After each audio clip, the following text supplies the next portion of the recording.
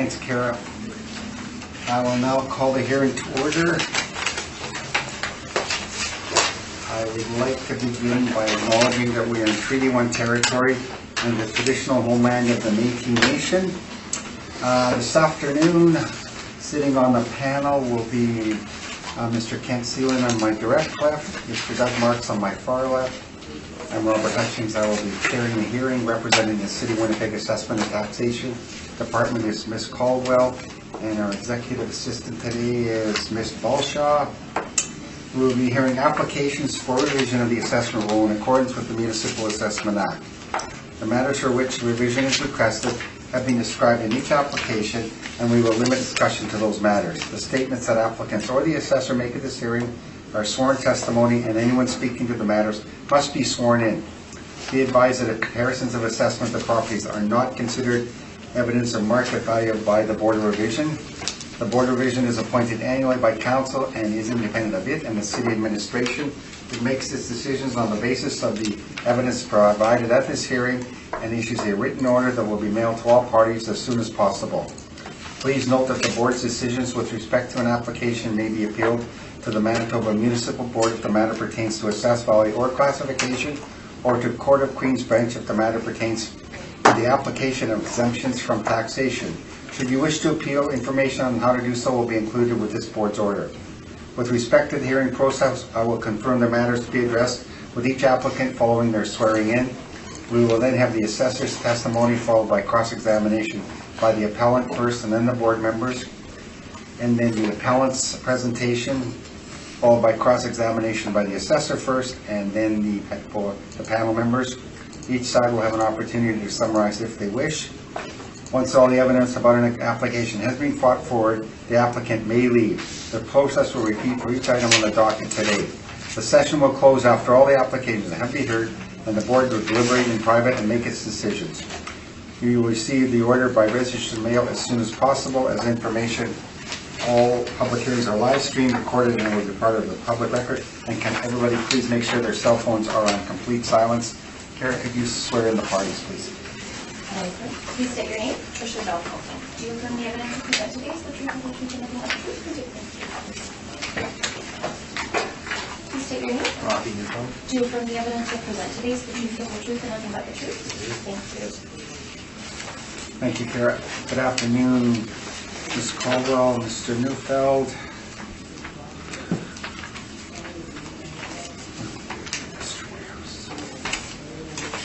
Okay. Thank you. First property on the docket today is 650 King Edward Street, and we are dealing with a 2020 realty assessment appeal, and there's no other issues. Ms. Caldwell, when you are ready, please. Thank you, Mr. Chairman. This is file number 19-306. Roll number 0700186500. For the 2020 roll year, we have an assessed value of $956,000. This is a flex warehouse at 650 King Edward Street, built in 1957 with 12-foot wall heights. It's zoned M2 and has a land to plan area of 1.79. I have a recommendation for this property.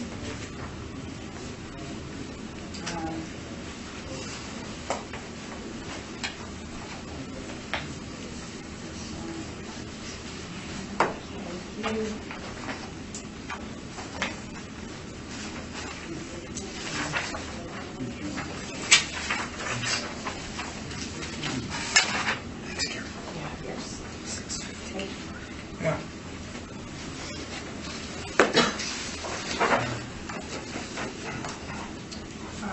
Recommendation to reduce the assessed value to $726,000. Subject to approval from the owner, we're in agreement. Okay. Thank you. Didn't think I'd do that, did you? No. Mr. Neufeld. Okay, Tricia, would you mind explaining why? Sure.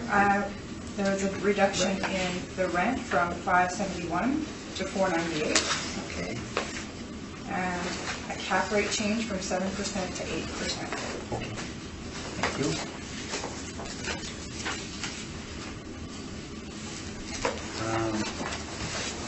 Kent, any questions of the assessor? No. Thank you. Doug? Yes, was that model driven? The original values were on the income workup. Okay. Thank you.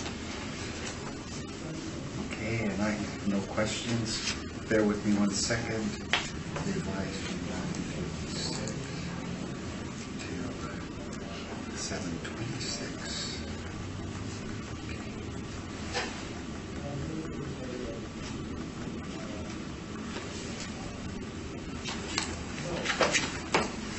Okay, that concludes 650 King Edward Street. Thank you.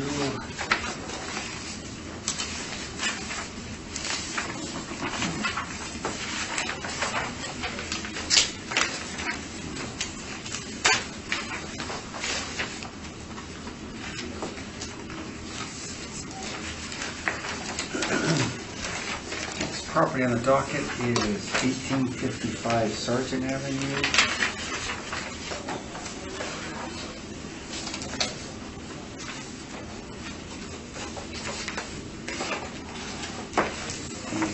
Dealing with the 2020 Realty Assessment Appeal.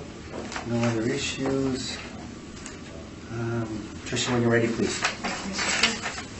This is file number 19-172, roll number 0722562000. For the 2020 roll year, we have an assessed value of $3,826,000. I also have a recommendation for this property to reduce the assessed value to $3,478,000. Sorry. I just want to do the next one too. Thank you. And the reason for that, Rec, please? This is changing the cap rate from 7% to 7.7%.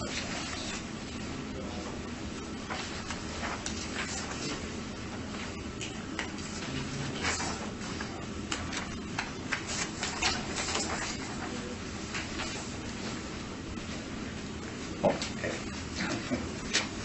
Mr. Neufeld, any comments? Yeah, on this one, we'll have to proceed on. Okay, so not accepted. And just to confirm, Tricia, you're revising it from $3,826,000 to $3,478,000. Correct, yes. Okay, thank you very much. Would you like to go through your brief then, I guess? Yes. Please.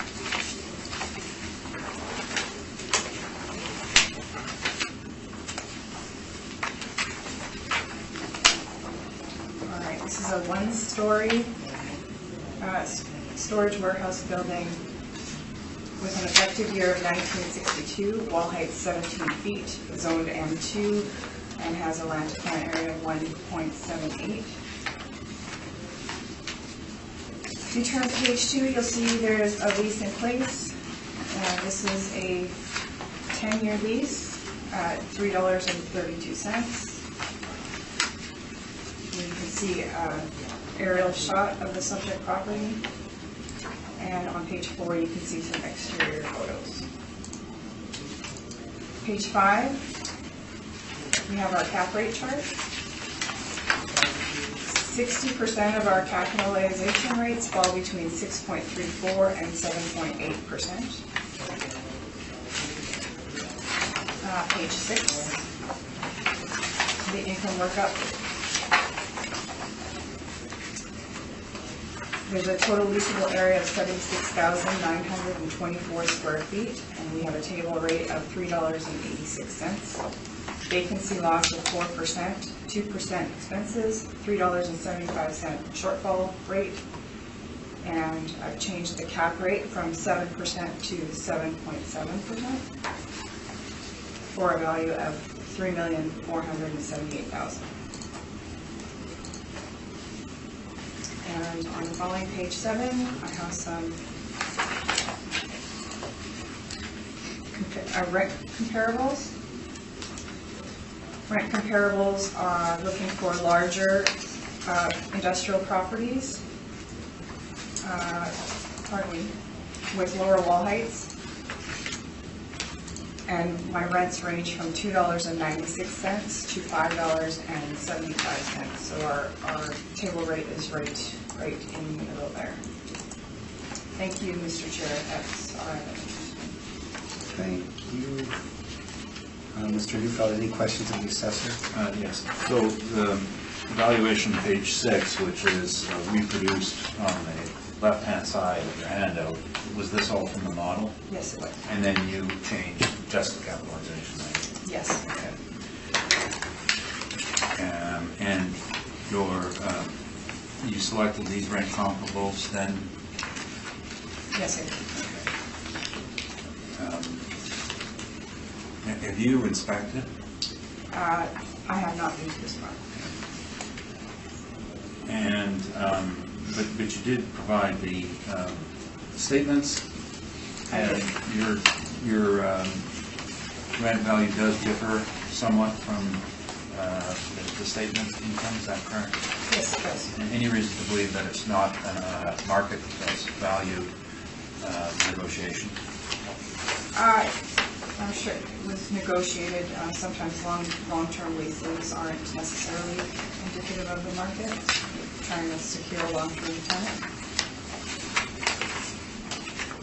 So you're saying 10 years would be a long term? It's a longer term than I would say a 3 or 5 year.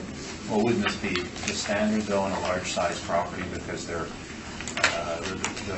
the chances of finding a large property available for you are, when you need it, sometimes you have to pay a penalty if they're not there.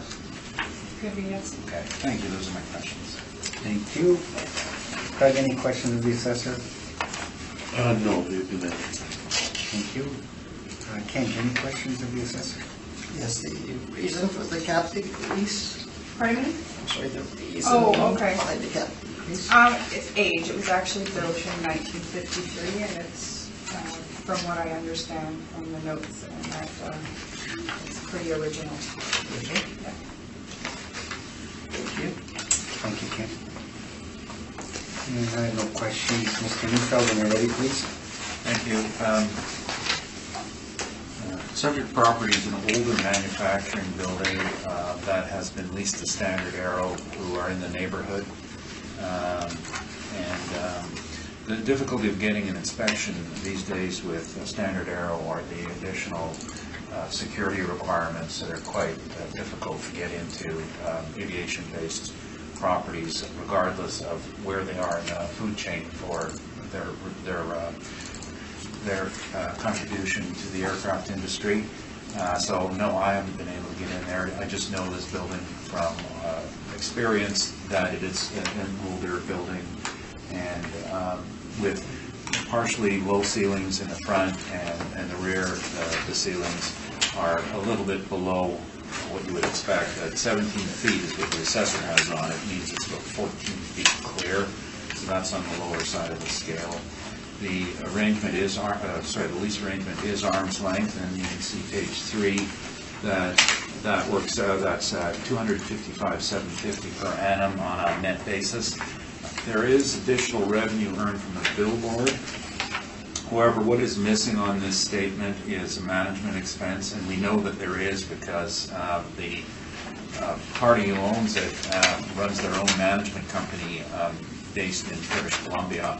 And so they do incur expenses. They haven't claimed it, so what we were left with is knowing it was a shortfall on that side, we only focused on the rent that Standard Aero was actually paying, and our feeling is that the revenue from the billboards mitigates the lack of reporting the management income. And you'll note we also do not claim non-recoverables for that same reason, even though we know that they're engaging in significant non-recoverables. The company who manages this in Ireland, the company who owns it is Vermont Industries, and there's no reason to believe that they don't incur those. So our attempt in reconciliation was we'll deal with the 255 For vacancy, we're using the industrial rates from the Johnson report, and I did bring it with me. I didn't have it this morning. So Johnson report is done for practitioners in this business. This is available on a subscription basis. There are about 40 subscribers to it, Collier's being one, and we like it because I'm holding the industrial section here just to show you, and it is loaded with 30 pages roughly of all the buildings, industrial buildings in the city of Winnipeg that show what type they are, multi, single, their land amount, zoning, age, ceiling, whether they're available for rent, how much is there. And Mr. Johnson, Wayne Johnson, goes through this twice a year and updates all of these properties.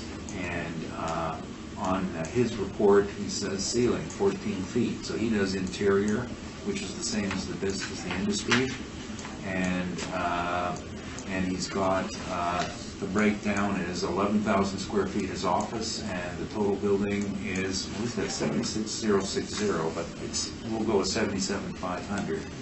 And at the time, no vacancy listed as because it was all occupied by a single tenant. When he compiles this data, and incidentally, the sample size in this region is 9 million square feet with 272 records. So it's a good database. It's large enough to be accurate and deal with anomalies of either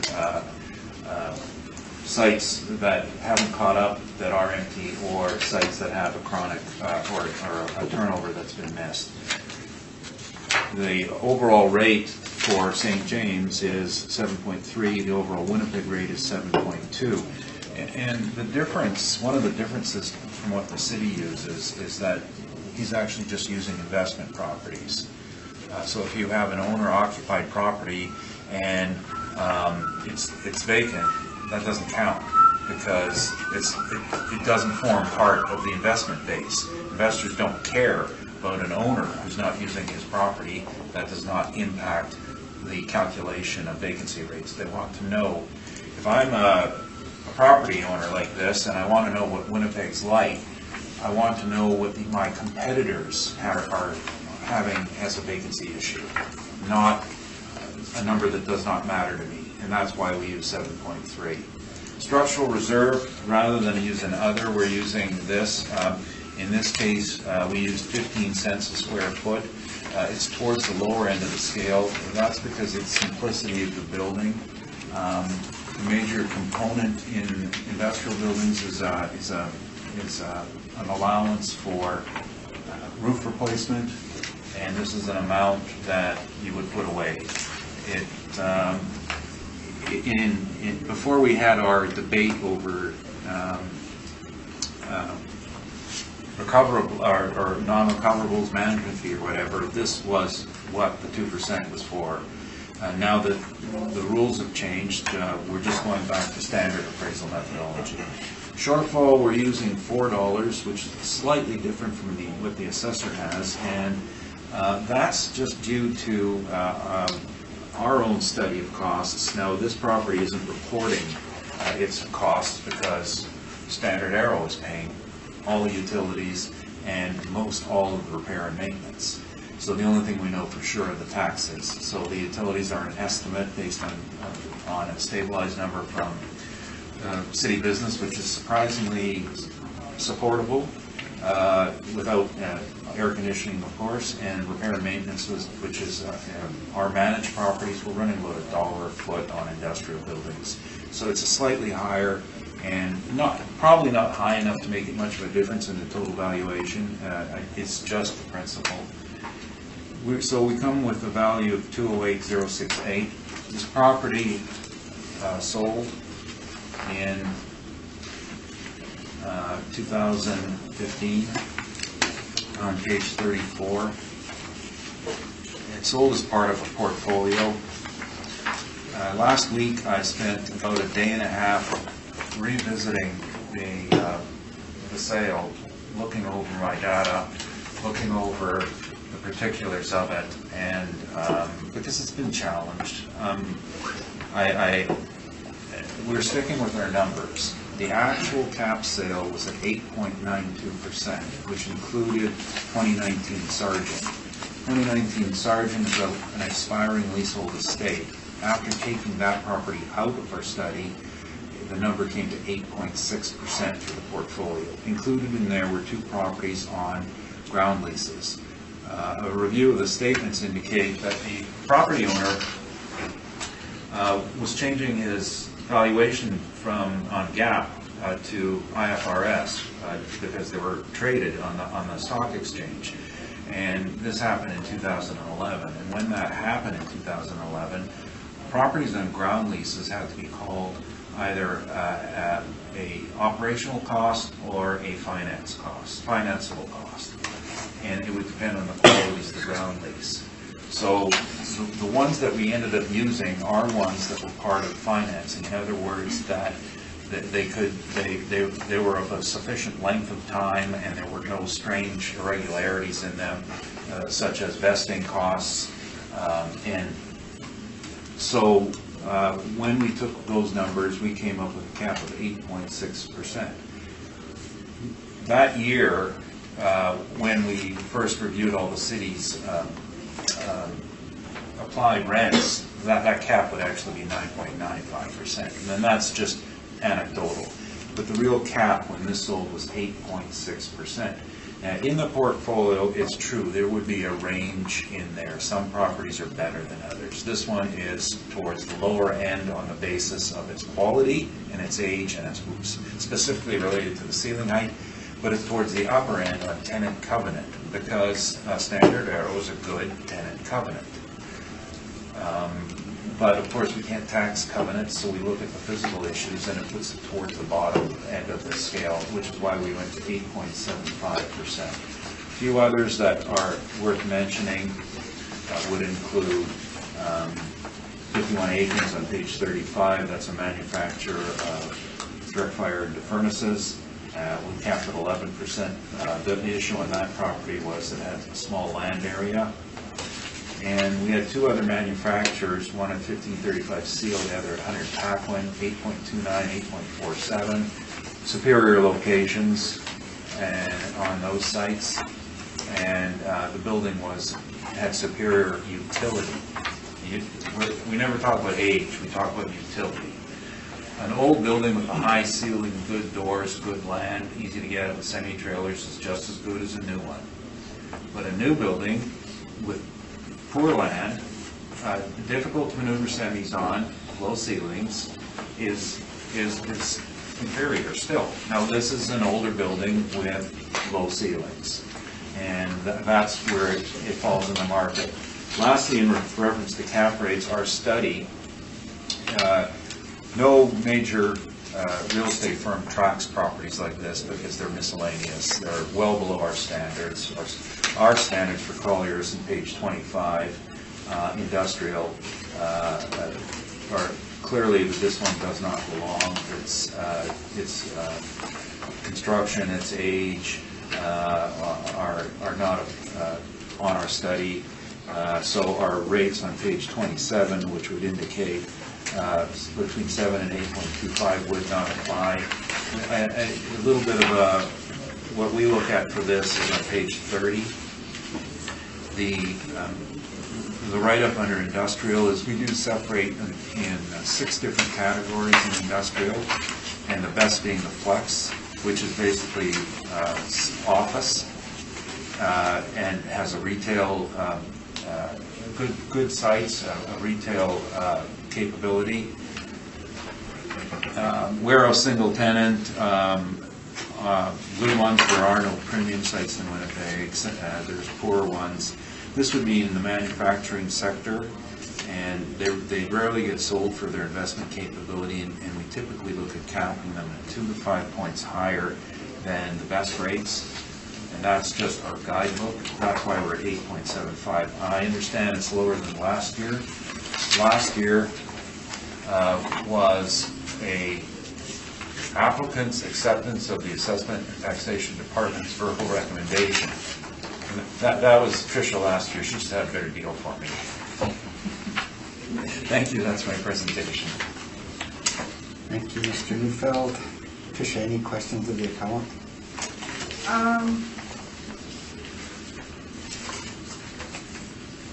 So your cap rate, you used actual rent. Yes. And cap rate was derived based on actual? Well, I think it was heavily influenced by the actual sale. We had a portfolio at 8.6, and the portfolio wasn't allocated into separate units. It was just a bunch of properties, and they ranged from good to bad. The better ones in the portfolio would be Lawson. I think. What was the other one? Well, they liked 1935 Sargent because of the tenant covenant. It was good, and it worked out. And as well, there was another 1950 Sargent, which had just been renewed on ground lease, so they liked that one. 585 Century, which was basically office, that was a very positive one. And 220 Cree was not too bad. On the negative side, 2595 McGilvery, 1935 Sargent, and the Empress sites tended to be towards the negative end. But, you know, we never had allocations or breakdowns, and they never did them. Those were all internal. That's my opinion. There would be a ranking in there, and I think at time of sale they were looking at a range of, say, 7.5 to 9.5 that evened out at 8.5, and they would fit within there. Okay. Did you happen to look at the actual net income on this project? Yeah, well, I did, and I mentioned that the net income is 262, which is impacted by the billboard and an over recovery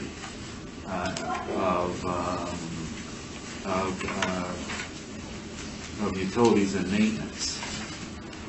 What's strange about it is on the revenue side of the statement, it says they recovered for utilities and maintenance, but on the expense side, they didn't put in the expense.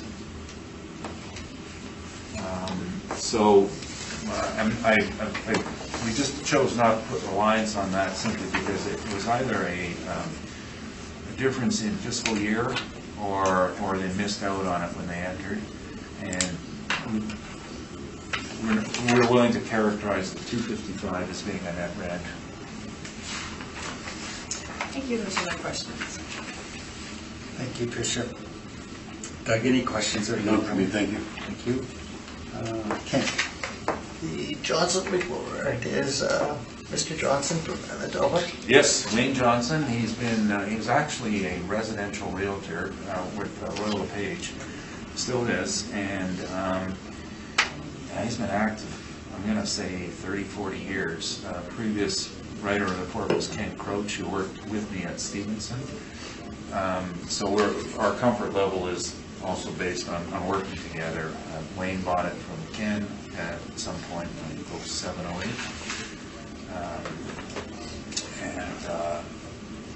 I can phone him now, and I bet you can answer the phone if you had a question for him.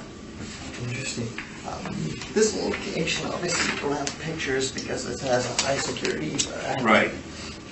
The 17 feet, that's not acceptable for them, or is that It's just, pardon me, is they... I'm sorry, the 17 feet for ceiling. Well, that's issue. Standard Arrow have a number of buildings in this area, so they live by federal contract on repairs to Canada's military fleet generally, and as well as to outside work for other aviation clients.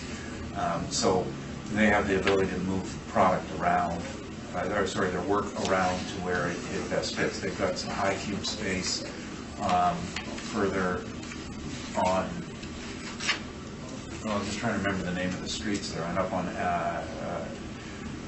the other side of Sargent, I think Ellis, and they have some that are on the airport lands, aerodrome lands, I should say. I'm going to use the right terminology. They've got several properties, and so what, like, they live contract to contract, so you get a 10-year contract, say to do, when they got the 10-year contract for the F5 rebuilds, they went and got a 10-year lease on another building and put the F5s in there. And so then I think they have some helicopter work too. Typically they're working on motor rebuilds, so turbojet rebuilds. But yes, sorry, long story, yes, this works for them. Works for them? Okay, so I don't see any pictures here, but maybe you can direct me here. You mentioned about some trailers and access to the building with respect to setting. Sorry, the access with respect, semis. Yeah, as you can see that it is really poor because it doesn't have maneuvering space. Like a semi needs 125-foot circle minimum to turn around. Usually that's if you do 2 maneuvers because they have a 125-foot 90-angle turn requirement. 200 feet for doing a circle, and it does not exist on this property. You can drive all the way around, but there's no convenient loading dock. So why ours for standard is because they're going to be bringing in their material either on smaller vehicles or shipped from the air cargo facilities on smaller trucks. So for other users, it's going to be difficult. Like some of these decrepit old buildings have been taken up by road transport companies, like Bison and Purelator have some. I'm trying to think the other companies out there, and they're taking the sites that have the semi-trailer maneuvering. So this one does not, and manufacturing. Access here is just from Sargent. Sorry? Access is just from Sargent Avenue.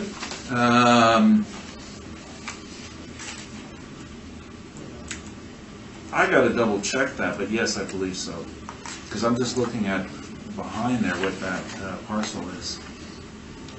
I've never known it to have another access. No. Sergeant. Thank you, Mr. Chair. Thank you, Kent. Okay. Quickly, Mr. Neufeld, I'm looking at your comps on page 4, and when I look at the ones ranging from 63,000 up to about 104,000, in close proximity, the average is coming in at about 360 a square foot. Average. Right. Okay. But you're saying the lease in place is the best indicator of market value? Right. Well, the most comparable ones in there are 1835 Sargent, which is same vintage. This one, as I mentioned, this is used by a trucking company, so more semi-trailer room at 275. Right under is 230 Panet, and that's... No, I was looking at 1725 Sargent, 1400 Saskatchewan. Okay. So the average, I used the ones that were, I didn't use Inkster, Mountain Panet. Okay, it comes to 360 a square foot. I was going to say don't use Panet. Yeah, no. It's not much of a difference in the lease rate, but it is a bit higher than what you're asking for. That's my only... I think it's a quality consideration. Okay. Just being, I think the semi-trailer access kind of nails it down. Okay. Okay. But being in the aerospace industry, isn't there a huge plus for being located right on Sargent? Sargent, close to the airport, or close to all that aerospace? While your contract lasts, right. And then which is a political issue. And I don't think, we wouldn't appraise on that basis unless we call that value in use. Okay. So I don't think you can assess on it. Okay. Now, second question, it's small, but the shortfall, you're using 401. And the city's at 375. We're fine to concede on that matter. It's only 1,450 square feet, or pardon me, in value, $1,400. Yeah, I can see that. I think that at this point that would be splitting hairs. Yeah, it's unusual to see an odd number like that. No, but we're just sticking to our formula. Okay. And I can see that we, Yeah. I like their numbers fine. Yeah. Okay. And last question. So you've used actuals all along, except, and maybe a short answer would be good, please. What you're going to say? The board the other day said, answer this in 30 words or less. Yeah, that was... Yeah, okay, I'll do it. And you did it in 20 Here in 30 minutes. Let's see if you could do it twice in 1 week. Okay, yeah, you're using actuals, except the vacancy. I mean, we've got a lease in place for 10 years, but yet you're choosing to use 7.3. The assessor's at, what are you at, Tricia? 4%, yeah. So I know that, would you agree that maybe you're a little bit high? No. No, okay. Wait. Uh-oh, 30 words? Uh-oh. I don't have to talk. Okay. I brought this textbook for, it was another issue I was, in the prior hearing I was going to show, and I happened to be here, but every property gets a vacancy list. Oh, I understand. Yeah. Of course, yeah. But I'm wondering why, Well, big building is either going to be full or empty for a long time. okay, That's why. okay. Where a little building, going to be a little bit empty at a little bit at a time. So you're up to 22 words. Quit while ahead. Yeah, thank you. Okay. All right, so that answers that. That is all my questions.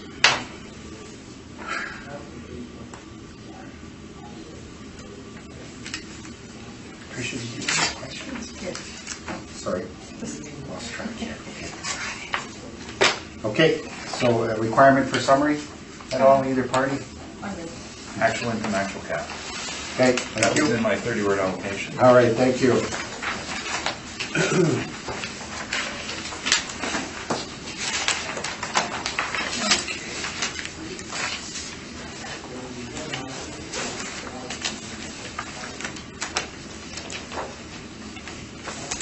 Okay, next property, 777 Sargent Avenue, Century, pardon me, 777 Century Street. We're dealing with a 2020 realty appeal only.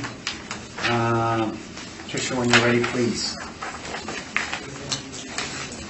Looks like you've got a rec, right? I do, Yeah, yes. that out, okay. So the file number 19-4699, roll number 07560166600. For the 2020 roll year, we have an assessed value of $3,190,000. And I have a recommendation to reduce the value to $2,330,000. Okay. 2,330,000? Correct. Okay.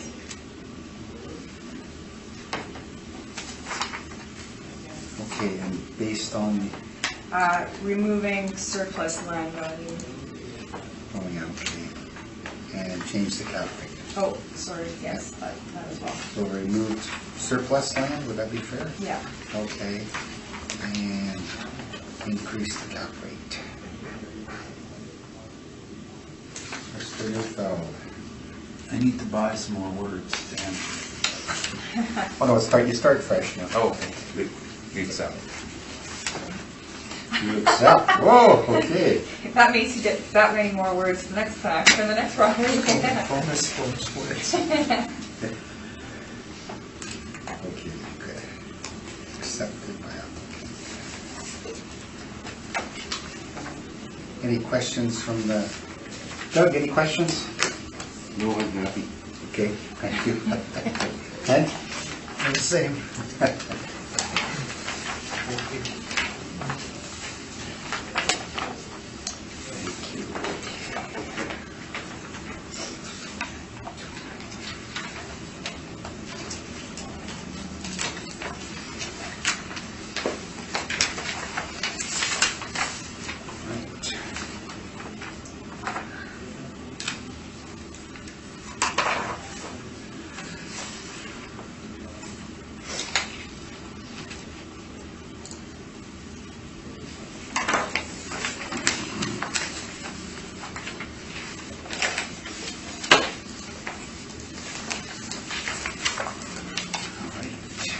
One for Mr. Newfeld, 1240 Sherwin Road, and we're dealing with the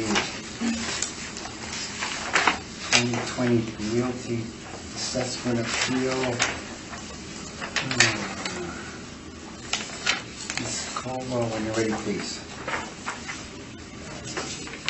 File number 19-176, roll number 07569136200. For the 2020 roll year, we have an assessed value of $1,573,000. This is a storage warehouse property owned and operated by Curtis Carpets. Built in 1967 with 20-foot walls. It's zoned M2 and has a land to plan area of 3.18. On page 2, you'll see there's been 2 sales. I blacked out the post-reference sale. There was a 2016 sale. I believe this was a partial roll sale. Page 3, you can see some exterior photographs of the property, and on page 4, you can see an overhead view. I'll get you to turn to page 6 to our income workup. We have a leasable area of 18,810 square feet with a rent of $6.38, vacancy at 4%, 2% expenses, $3.75 shortfall, a cap rate of 7%, bringing us to our value of $1,573,000. Then on page 7, I have some rental comparables. All comparables are in the subject neighborhood with similar size, wall height, and rents range from $6.25 to $8.85 to support our table rate of $6.38. Thank you, Mr. Chair. Thank you. Mr. Neufeld, any questions? Was the valuation all done by the model? It was, yes. Okay.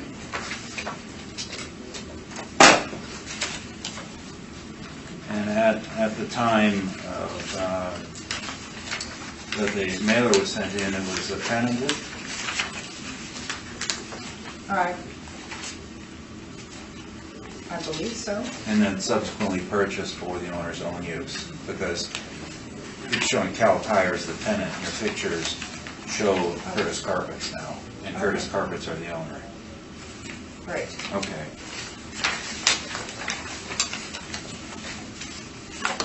And just a question again on the wall height. When the city lists wall heights, that would be an exterior measurement? Correct. Okay, and of course, not all of it is 20 feet, because the office portion at the front is lower, correct? Correct. Now, looking at the pictures, on the question of wall height, because it's an exterior measurement, has it been reconciled with the dock level? You'll note that that the office is at dock height, and on your pictures, page 3, the door on the left side is at dock height. Right. The bottom picture shows ramps up to docks. Right. So what I'm wondering is the actual interior clear? We know it has to take off the trusses at the top, but has it taken off the dock height at the bottom?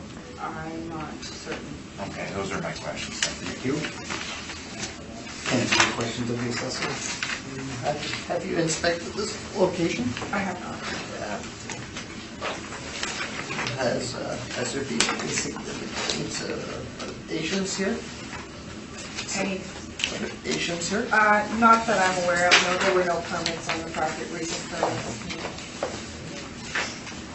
That's all my questions, Mr. Chair. Thanks, Ken.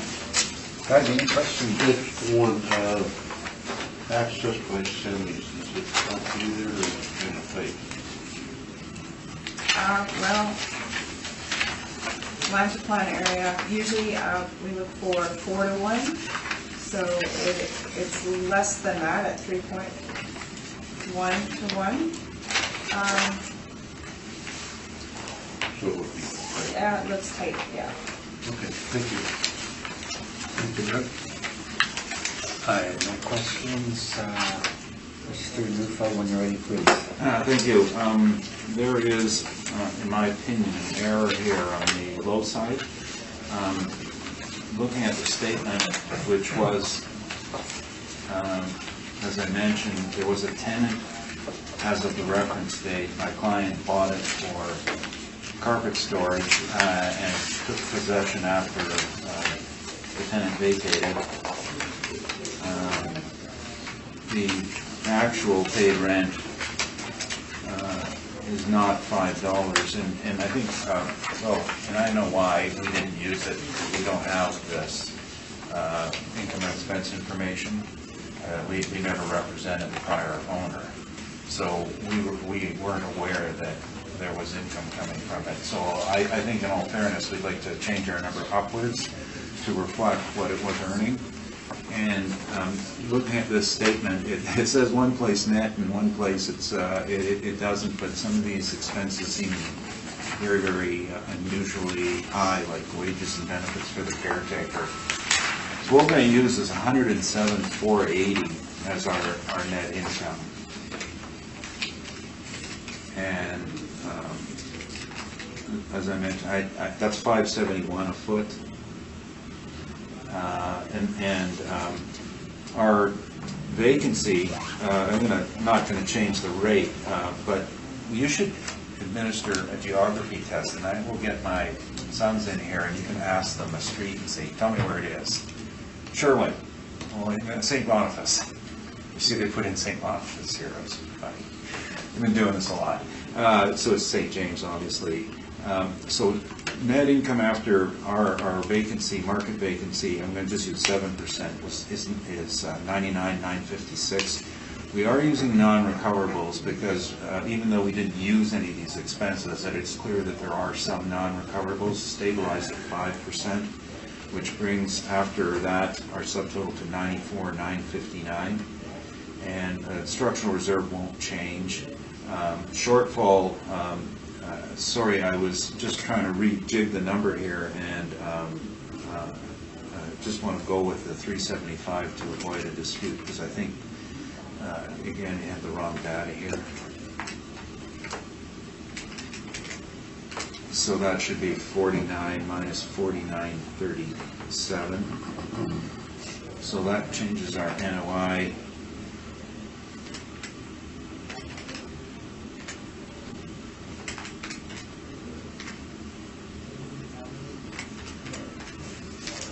to $85,319. And the only other consideration of this site is that it does have an irregular shaped piece of land, but you can see it obviously can accommodate semi-trailers.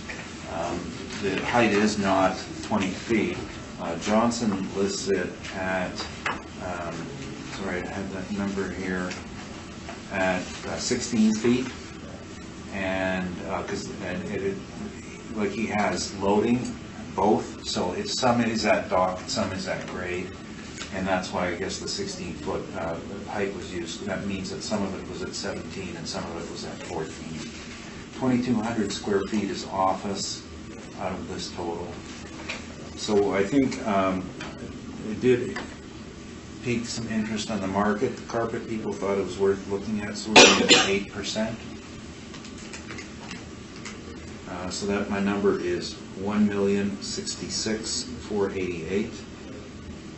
So that's 1,066,488 rounded to 1,066,000. I don't know anything about previous year's assessment. This is a new building for my client, so based on paid rent and a reasonable cap rate, and again, this isn't a beautiful industrial building. It was covered by anybody's studies. This is miscellaneous quality. Thank you. That's my presentation. Thank you. Could I confirm, please, the NOI was revised NOI? Yes. 35319? Correct. Capped at 8%? Correct. Equals a value rounded of 1,065,000. 66. 66. I'll go 67. Thank you. Trish, any questions? Yeah, sorry, I didn't quite catch this. How do you determine your non-recoverable? Do you take that from expenses? Well, I mean, a standardized number for non-recoverable is, you know, we have our studies to back 5%, and that's textbook here. Textbook says so too. Yeah. But I don't have enough words left to read it out. So in this case, and as I said, I've never seen this statement before. We looked at their expenses that they declared of $128,000, and property taxes. Yeah, both sides of the ledger are marked off, but then there's maintenance and repair. I have a hard time believing this. Wages and benefits for caretaker, but the insurance and professional fees, there's $3,400 there minimum. So I think the 5%, which works out to about $5,000, is representative of what this statement shows. That was just a decision I made here. Okay, plus the structural reserve. Yeah, so that- right. Another 5%. Yeah. Okay. Okay, thank you. This is a flat roof. Kent, any questions? No, thank you. Thank you. Doug? Nothing for me, thank you. Thank you. And I have no questions either. Any requirement for summary on either party? Just briefly, I know it's well below last year's assessment. I have no idea what happened last year. We're starting fresh. Thank you. Thank you. Okay, Mr. Newfeld, you're finished, right? Yeah, thank you. Okay. 2 o'clock, yeah. I can knock off early, it's Friday. Do we need a recess for 5 minutes? Yes, please. Okay, 7 minutes, how's that? 7 minutes. Right. You want 2 of those? Yeah, probably. That's okay. That's okay. Yeah, I wasn't thinking that way. Then just go one of them at least. Well, that too, it'll be Nice. happy you could go to the washroom. Sure. Okay. Mr. Story. Okay.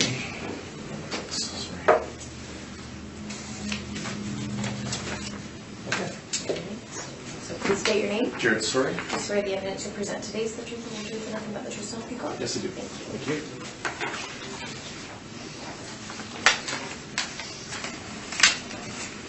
Okay.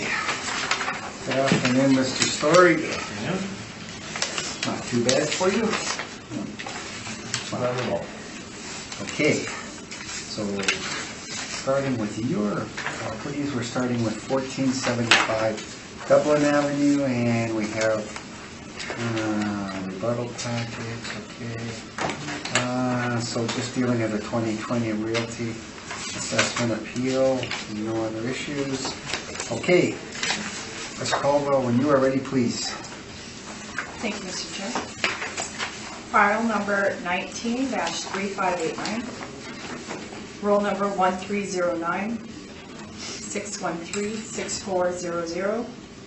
For the 2020 roll year, we have an assessed value of $2,115,000. This is a flex warehouse building in St. James, 1 story, built in 1972 with wall heights of 15 feet. It's zoned M3 and has a land deployment area of 2.71. You'll see on page 2, they have several leases in place. On page 3, you can see some exterior photographs, as well as page 4. And then on page 5, you get the overhead view. On page 6, we have our cap rate chart. Again, 60% of our cap rates for industrial fall between 6.34 and 7.8%. And on page 7, our income workup. It's broken down into 11 business premises, totaling 25,233 square feet. and there's an overall rent of $6.40. We have market region vacancy at 4%, 2% expenses, $3.75 for shortfall, a cap rate of 7%, bringing us to our value of $2,115,000. I'd also like to point out this property when I look at the income and expense mailer. After removing mortgage, deposit, principal, and interest, their NOI is close to ours at $143,407. I have some comparable rents on page 8. All comparables are in the subject neighborhood with lower wall heights like the subject, with rents ranging from $6.25 to $7.52 to support our table rates. Thank you, Mr. Chair, that's my evidence. Thank you, Tricia. Mr. Story, any questions of the assessor? Yeah, just a few. Okay, so I have a few questions about just this industrial universe in general, and I would ask that they continue on for the balance of the docket. We're in the same area, so this would be applicable. Now, we mentioned the Johnson report today. Now, the Johnson report would generally see vacancy in St. James over a 10-year average, somewhere north of 6%, probably closer to 9% in years that would be higher vacancy for multi-tenant. Is that correct? I haven't looked at the Johnson report. We do our own vacancy. Okay. And now, just in terms of the industrial market in Winnipeg, would you say that there's increased pressure downward pressure on rents based on new product coming on stream? There's new industrial builds, and there's also there's some competition happening outside of the city, particularly in Rosser, Springfield, McGregor. Would that be accurate? There's definitely increased competition. I don't believe there's increased vacancy, though. There's still high demand. Do you think it would put potentially a downward pressure on rents going forward if we have perhaps a flight to quality from some of these, away from some of these older buildings and perhaps moving on up, so to speak? Perhaps, yeah. And would you say then that the similar product, or not even similar product that would be superior that's being built in those RMs, they would have a competitive advantage because there's no business tax? Is that correct? Correct. Okay, that's fair. Okay. Now, in terms of our subject property, this is an older building, 1972, effective age of 72, the year built of 72. So would it be the opinion of the department that there's no substantial work that's been done here to effectively elongate the useful economic age or effective useful economic life of this building? Well, effective year has not been updated. They have not had significant renovations. Yes. Okay. Now, excuse me, we talk about utility when we talk about industrial buildings. Now, a 15-foot wall height, that would not meet today's standards, would it? Correct. Okay. And the land plan is objectively poor at 2.7, is that correct? It is. Okay. Now, on page 2, you have the subject property leases. Is it fair to say that these are contract net rents? Yes. And would these be the best indication of the market value of this? I would agree that these are market value. These are market value. Okay, we've got some that are higher. We've got an end count there with what I'll call the sort of the key tenant. It's probably the second highest in the building I'm seeing. Then we've got a flooring company, and that's probably has some showroom space. So it's probably higher degree of finishing, which would translate to a higher rent. But if we take those out, we're somewhere between $5 and $6 per square foot. Okay, we've got some photos. That's fine. Now, when I get to the market income, subject property market income, page 7, are all these inputs modeled? They are. Okay, and so nothing's overridden, they're all modeled, and that's fine. Okay, I suppose those are my questions. Thank you. Thank you, Mr. Story.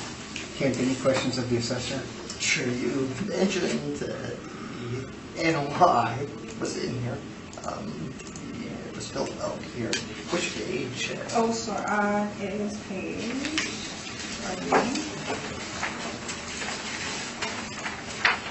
12. Well, Yeah. And so I go to year to date at the top, actual. okay.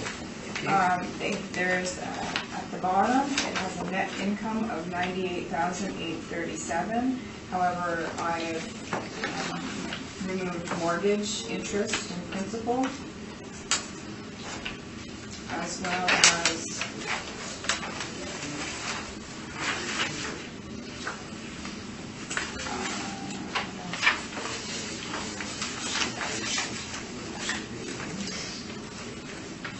mortgage deposit, interest, and I've also removed leasing commissions as per Manitoba case law. What was the total operating income that you came up with? $143,407. In today's market, you mentioned that a 15-foot wall height in today's apartments. What wall height would be typical? Generally, anything over 22 feet is what industrial is looking for. Not every tenant needs higher wall heights. In a lot of these flex warehouses, and you can see there's no vacancy in this building. It's working for them. Thank you. Thank you. Doug, any questions? No, my question's been answered. Thank you. Trish, would you mind giving me that adjusted NOI after you did those removal of Sure. 140? 143,407. 143,407, okay.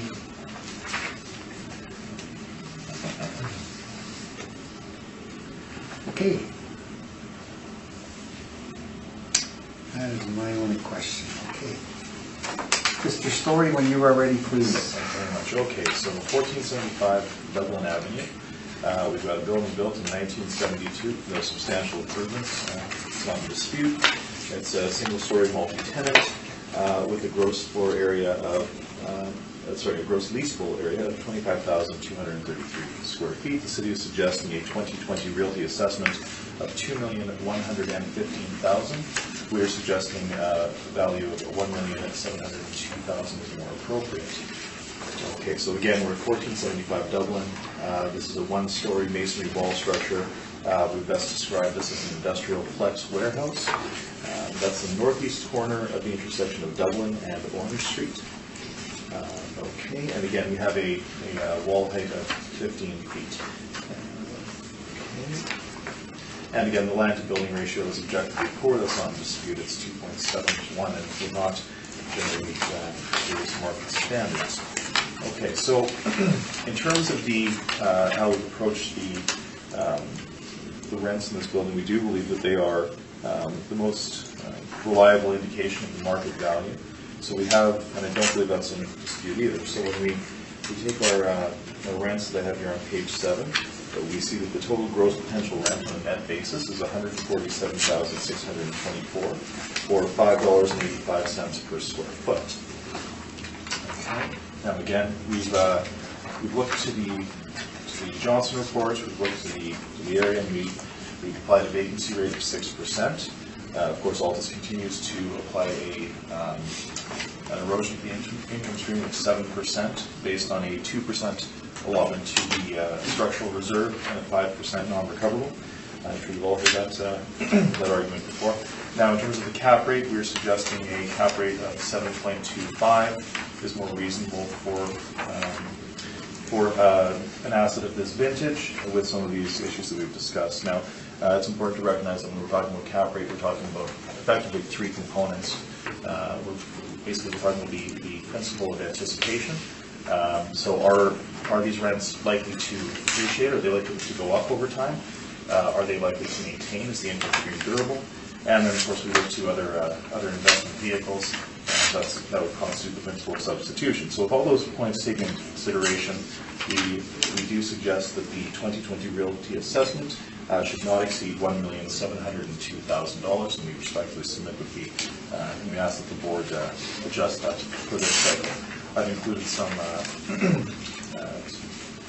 information in the back here. This is basically the same as what the assessment department has on the mailers. And barring any questions, that is my presentation. Thank you. Thank you, Mr. Story. Ms. Caldwell, any questions of the appellant? I'm looking at your cap rate of 7.25%, and then I'm looking at your cap rate chart on page 13 of your. Yes. So this would fall between. Now, we tend to add an 8% cap rate to non-investment grade properties. Then we look on investment grade between an A and a B. An A being, of course, the higher quality, 6.25 to 7. This one is a B. Now, you have mentioned it is leased up, so that would be positive to be certain. So in terms of this range of 7 to 7.75, 7.25 seems reasonable. Thank you. Those are my questions. Thank you. Doug, any questions? No, thank you. Thank you. Kent, any questions? No questions, Mr. Chair. Thank you. Mr. Story, my only question is, I know there's only 1 year of income and expense, but I guess it was declared at about, after the assessor moved non-allowable expenses at about $20,000 or $143,000. You're using 123. And you've done some kind of averaging somewhere else. Sometimes we see your 3 years of, Sure. and we reconcile it, but. Right, so you're asking what's given rise to these? We're not terribly far apart on our inputs. I believe there's a cap rate that's slightly off, 25 basis points. That will make a difference. Yeah, but the assessor's NOI is 148,000.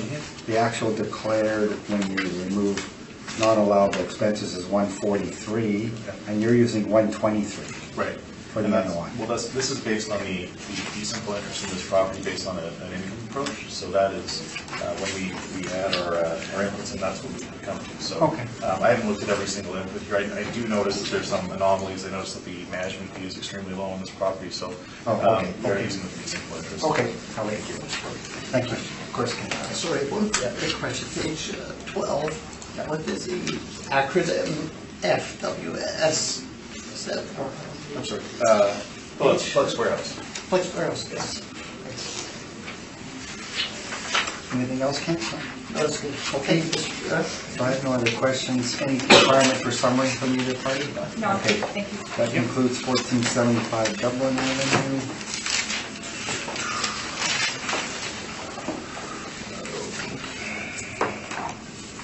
Next property in the docket is 1845 St. Matthews Avenue, and we're dealing with a 2020 realty assessment. No other issues. Ms. Caldwell, when you're ready, please. Thank you, Mr. Chair. File number 19-2759, roll number 0702114600. For the assessment year 2020, we have an assessed value of $1,352,000. This is also a flex warehouse built between 1961 and 1964. Wall height's 13 and 15 feet. It's zoned M1 and has a land plan area of 2.03.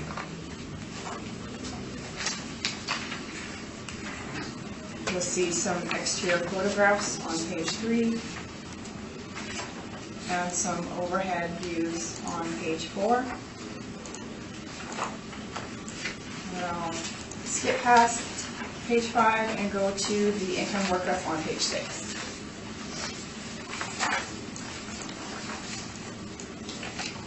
So we have a total leasable area of 20,044 square feet with a rent of $5.18. A vacancy loss at 4%, expenses at 2%, $3.75 for a shortfall, 7% cap rate, giving us our value of $352,000, pardon me.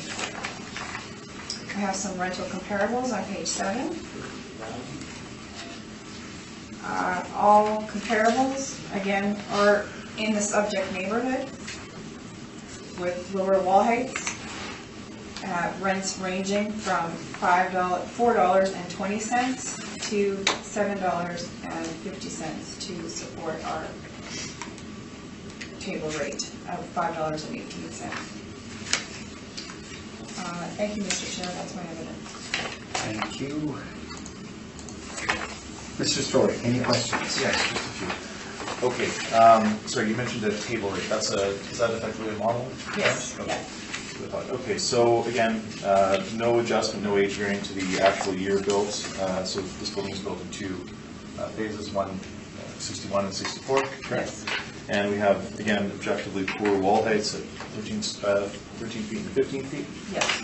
And we have a very, very low land to plan at just a tick north of 2 to 1, correct? Yes. Okay. Now, we've got on page 2, you recognize that there's 2 sales here. Are those bona fide market sales?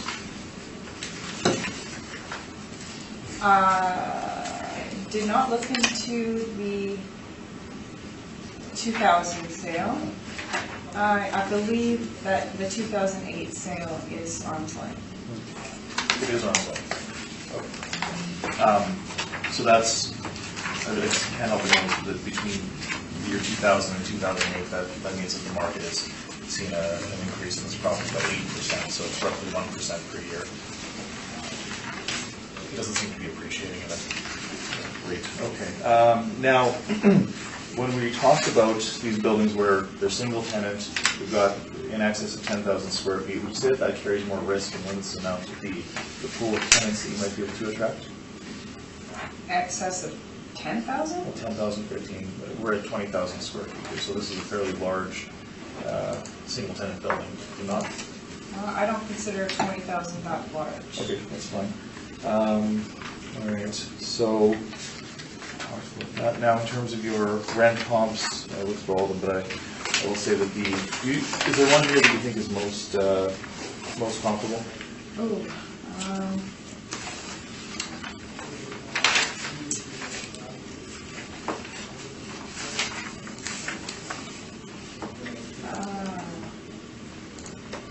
I'm looking at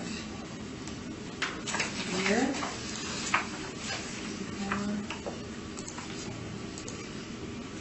I'm going to say Notre Dame could be one. 2, okay. Howell. Okay. Oh, those are higher lines. Those are in sort of, I would suggest they're probably in objectively better condition, are they not? I don't know. And just for the sake of argument, Comp 7 was completely rehabbed in 2012. Are you aware of that? No, I wasn't. Okay. All right.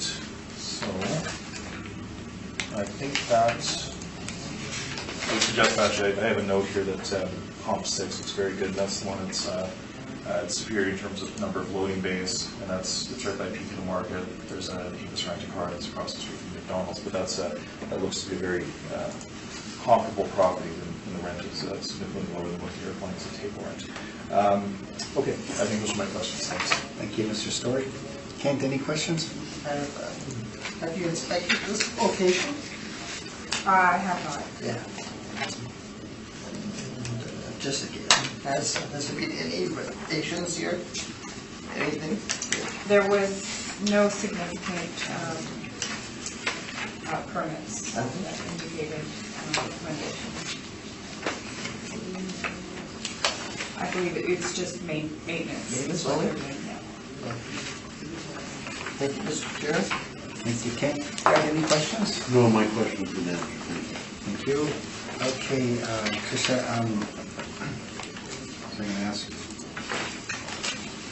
Sorry, bear with me 1 second. Oh yeah, is this partially owner occupied and then leased? Or? Okay, it looks like there's a lease in place. For the whole premises? 20,400 square feet. Oh yeah, there we go. Yeah. Okay. There we go. Okay. Thank you. That's my only question. Mr. Story, when you're ready, please. Thank you very much. Okay, 1845 St. Matthews. It is a single-tenant building, and it is, effectively, the use at this point is it's vehicle service related. It's an auto spray shop. Okay, so we've got 20,044 square feet of leasable area. The assessment department is modeling an assessment of $1,352,000. We're suggesting a value of $1,007,000 is more appropriate. So we're at the corner of Dublin and where's St. Matthews and Roseberry. Now the property was constructed in two distinct stages. The original one-story masonry wall was built in 1961 with a reported plan and gross floor area of 10,000 square feet. And then the second addition was built with 15 square feet wall heights. Okay. Site is rectangular in shape. Total site size of approximately 40,784 square feet. It has M1 industrial zoning, and again, the land to plan building ratio is approximately 2.03 to 1, which is very low. We've established for industrial properties. I have some photos. You can see the rear loading area, and as well as an overhead area on the site. So now we've looked to the market to determine a reasonable market rent. The city has used $5.18 square feet. We have a table on page 7 where we've looked at the area to market to see what's appropriate. We're coming out with an average of $5.19 and a median of $5.50. Okay. Now we are suggesting that for a building of this vintage with this utility, the rent of no more than $5 per square foot overall is more appropriate. And then we are suggesting that a vacancy rate adjustment ought to be applied to this area. So we're not too far off, but we are suggesting that 6% is more appropriate. Now the substantial difference here is that we are using a cap rate of 8.25%, which we believe represents a market view of this property, and that falls in line with our table of non-investment grade with a 25 basis point adjustment for the fact that the land plan is functionally obsolescent at this point. So with all of those points taken into consideration, we come to an indicated market value at the April 1, 2018 reference date of $1,006,936, rounded to $1,007,000, and we respectfully submit that that value ought to be applied to the subject property for the 2020 realty cycle. Thank you very much. Thank you, Mr. Story. Ms. Caldwell, any questions of the appellant? Just a couple. Page 7, your rent comparables. Yeah. You have only one comparable, it appears, similar size. Index number 2, 21,500 square feet. Right.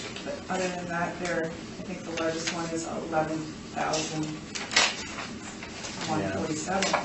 And that carries a rent of $7, which is actually doesn't.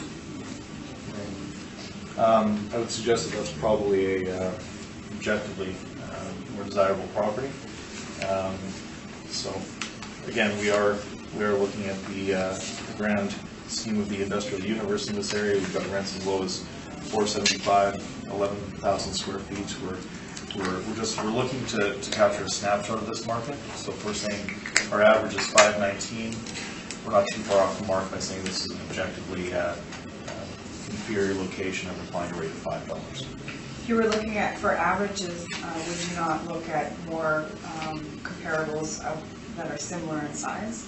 Well, we would look at size, vintage, wall height, utility, land to plan. You can see that all of our wall heights here are 18 feet, 20 feet. We've got some down near the bottom.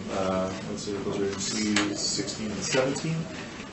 We have split wall heights that are 10 feet and 19 feet. And those rents are $357 and $495, so those are a better indication that $5 is reasonable. And then your capitalization rate 8.25%. Yes. Then your cap rate chart on page 13 there.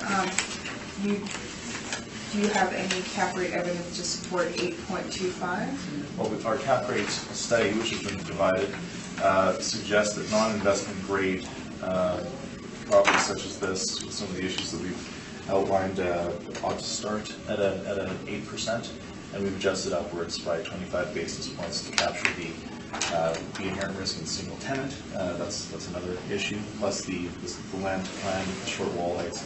And it's, as I mentioned in my earlier cross-examination, as the functional obsolescence of some of these properties accelerates with new product coming on stream, it's reason to assume that the durability of the income stream is not likely to maintain. So an upward adjustment of 25 basis points is conservative. Okay. You do have one cap rate sale, index number 4 on Logan Avenue. Yeah.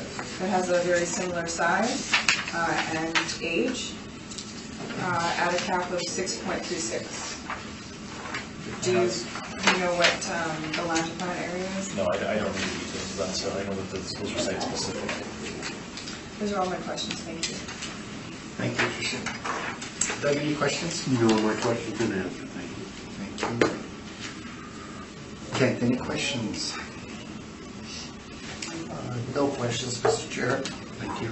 I have no questions either. Any requirement for summary by either party? No. Okay, good, thank you. That concludes 1845 St. Matthews Avenue. Okay. Next property in the docket is 1642 St. James Street. And we're dealing with the 2020 Realty Appeal. No other issues, so Ms. Caldwell, when you are ready, please.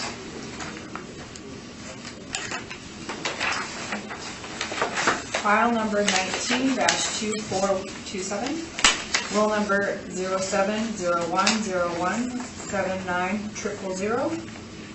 For the 2020 roll year, we have an assessed value of $1,504,000. This is a one-story flex warehouse building built in 1972 with 19-foot wall heights. It's zoned M2 and has a land plan area of 3.51. On page 2, you'll see there's been no sales, and you can see the subject leases in place. Well, let's get past page 3. I think I mixed up my pages and put the photographs after. I'll go through my workup then. On page 4. So it's broken down into 9 business premises with a total leasable area of 18,000 square feet, and the overall rent is $6.37. We have a vacancy at 4%, expenses at 2%, shortfall rate of $3.75, cap rate of 7%, bringing us to our value of $1,504,000. Again, I'd like to point out, I went through the financials. Their actual NOI after removing interest and bad debts, that goes to vacancy. Their net income is significantly higher than ours at $167,445, and you'll find that on page 12 in the income and expense.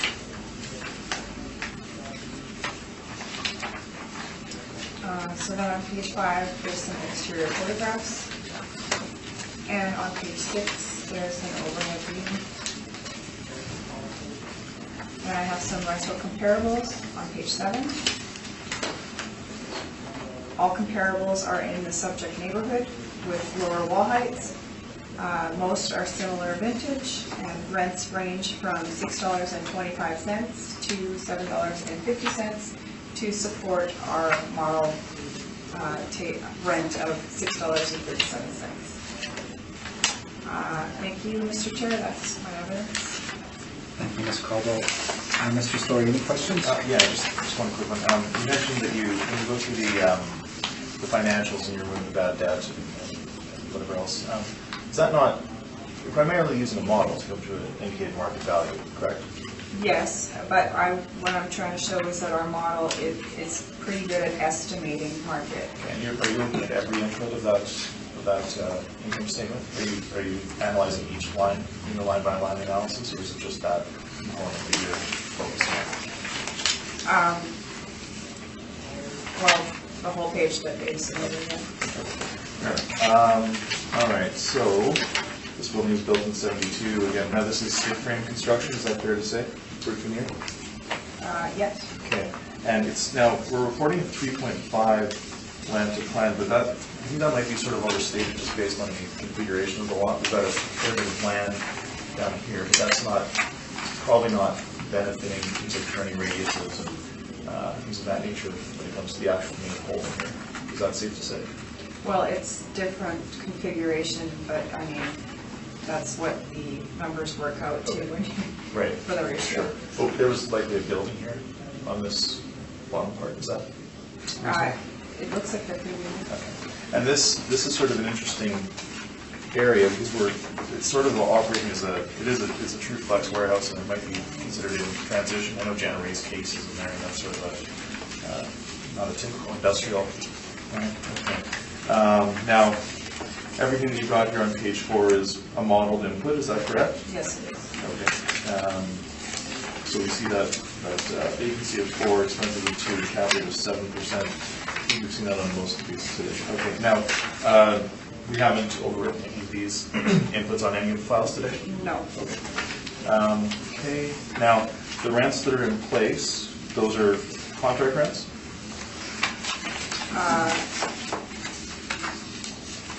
Sorry, like, Well, those are, would those not be, I guess my follow-up question would be, if we have contract rents in place, then why does the model suggest that we look to rents in other buildings as an indicator of value for the subject property? well, we can't physically go in and input every actual rent into our model. That's why we use a predictive model. But we do have the Generate. leases in the subject property. Yes. We've got them here. So we don't use them for the valuation of this property, we use other leases in other properties. Is that right? This is, yeah, that we've gone with a model. Okay, those are my questions, thanks. Thank you. Kent, any questions? Sure, we came up with the net operating income. You said that's from page 12. Did you subtract things from there? I did. I subtracted from the revenue, I subtracted interest and other, Interest, okay. and from the operating expenses, I subtracted bad debts. That would go under vacancy.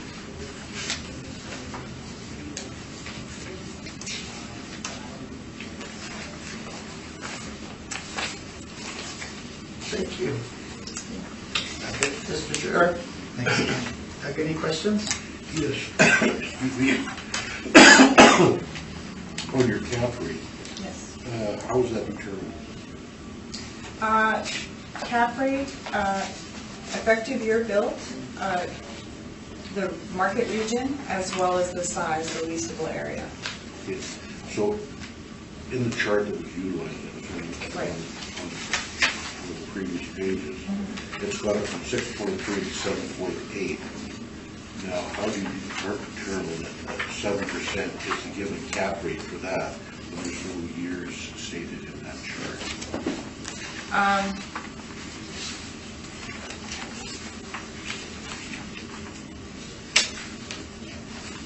We do have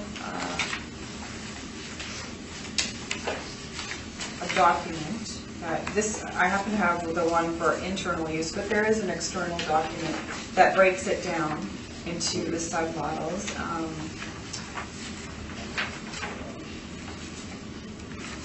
And that's where you derive the 7% Yeah. from? Yeah, Okay. so it depends, I mean, I'll give you an example. We have 5 groups here, before 1955 to 1979. Right. 1980 to 1984, 1995 to 2009, and anything after With 2009. the appropriate cap rate? Yes, Okay. yeah. Thank you. No further questions. Thanks, Doug. And I have no other questions, thank you. Mr. Story, when you're ready, please. Sure. Okay. 1642 St. James Street. So we have a building, one-story building, again, stick frame construction, Class D, built in 1972. Site area is reported to be 63,333 square feet, with a leasable area of 18,000 square feet. The city is suggesting an assessment of $1,504,000. We are suggesting that a value of $1,377,000 is more appropriate. Okay, so again, this is the northwest corner of the intersection of St. James and Dublin. This is St. James. This is all of the property we're looking at today, the St. James area. And we would best describe this property as an industrial flex warehouse. Okay, and they are reporting a wall height of 19 feet. And again, the land to building ratio is approximately 3.5 to 1. I've got some photos here. It looks as though the condition of the exterior wall, basically by property, is not in good condition. That's page 4.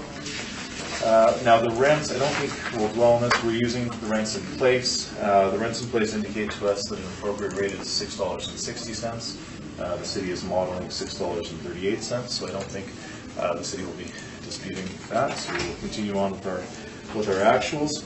Again, we will use our vacancy rate of 6%, which we believe is appropriate given the 10-year average reported by the Johnson report.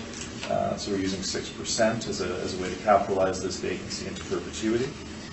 And for our cap rate, we apply the rate of 7.25%. So with all these points taken together, we come to an indicated market value of $1,377,404. And we do respectfully submit that the board adjust this value for this assessment cycle to $1,377,000.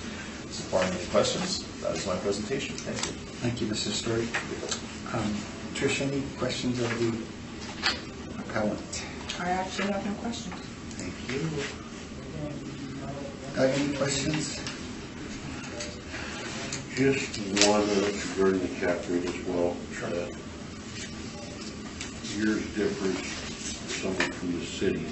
How did you derive that 7.25? So Altus performs a cap rate study. So we look at the inventory of sales over the relevant period, and we develop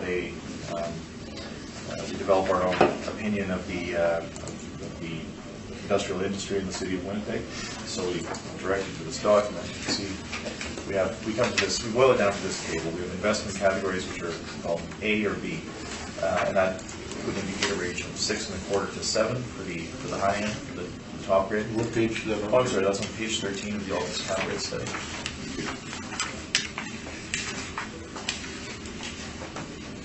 And then we have, B grade. Give us a quick second. Yeah, no problem. I apologize. Thank you. I always assume that everyone's seen all this. Thank you.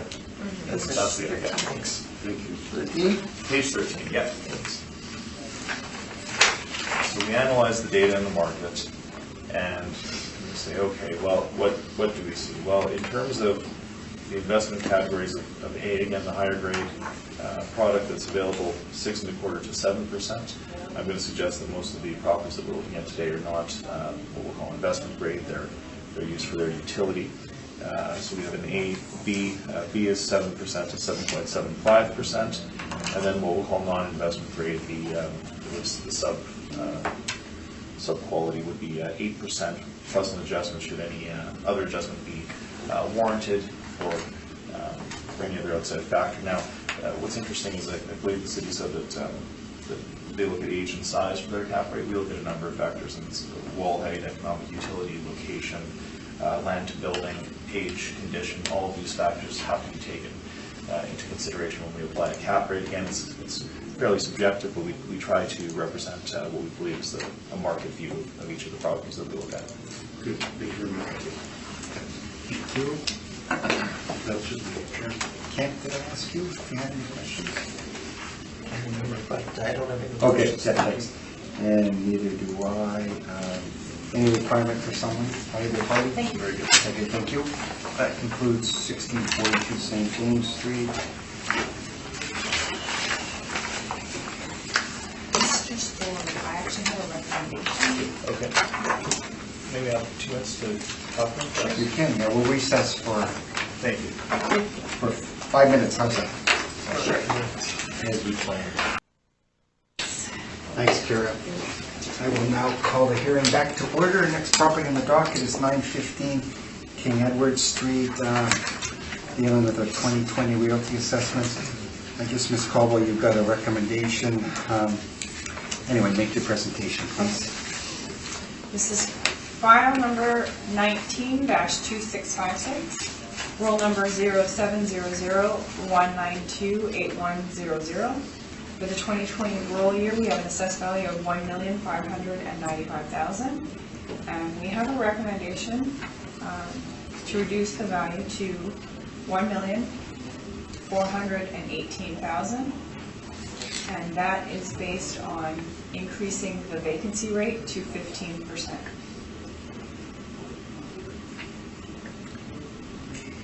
Now, I think I understand Mr. Story. I appreciate the offer, but I think we have to proceed. Okay, thank you. This is a flex warehouse building, 1-story, built in 1962 with 16-foot walls, zoned M2, and has a land plan area of 2.29.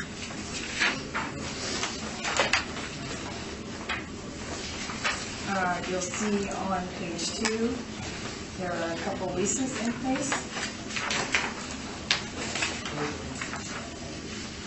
And there's also a 2008 sale for $1,120,000, and I investigated this sale, and it appears to be arm's length sale. So you see some exterior photographs on page 3, and then an overhead view on page 4.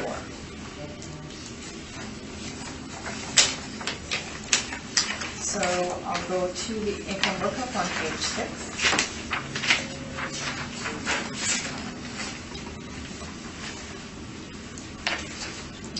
We have 4 business premises for a total of 24,617 square feet. And the overall rent on that is $6. We have the vacancy loss here. This is my original lookup. Actually, these don't. I'll get you to go to the new workup if that's possible, and then I'll give you the correct numbers.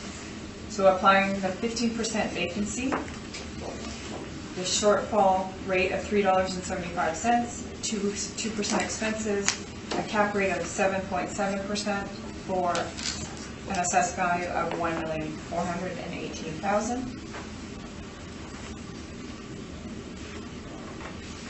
I will then take you back to the brief on page 7 for rental comparables. All my comparables are in the subject neighborhood, similar vintage and wall heights, with rents ranging from $5.75 to $6.50 per square foot. Thank you, Mr. Chair. That's my evidence.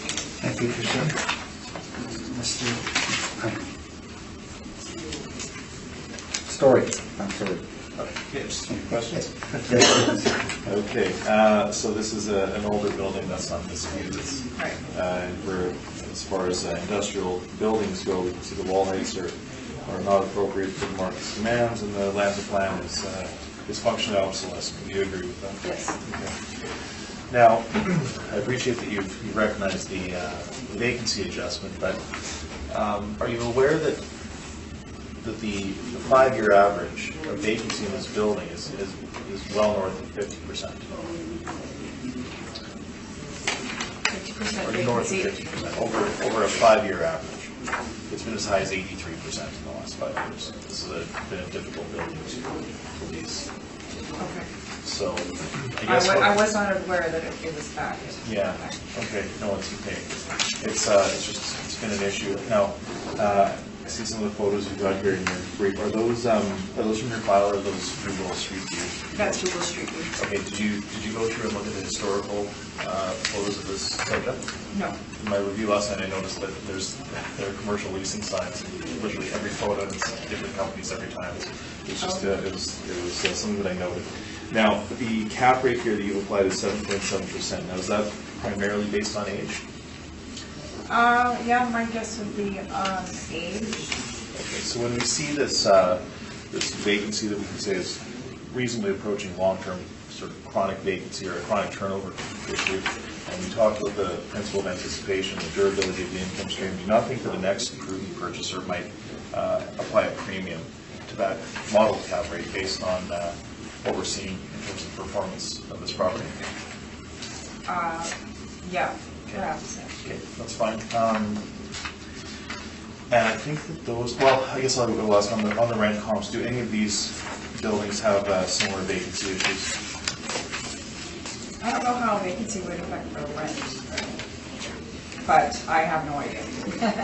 Well, I would suggest that every one of these inputs are interdependent, so if your rent is very high, then your vacancy might be too high. It depends on what the market might bear. That's fine. Thank you very much.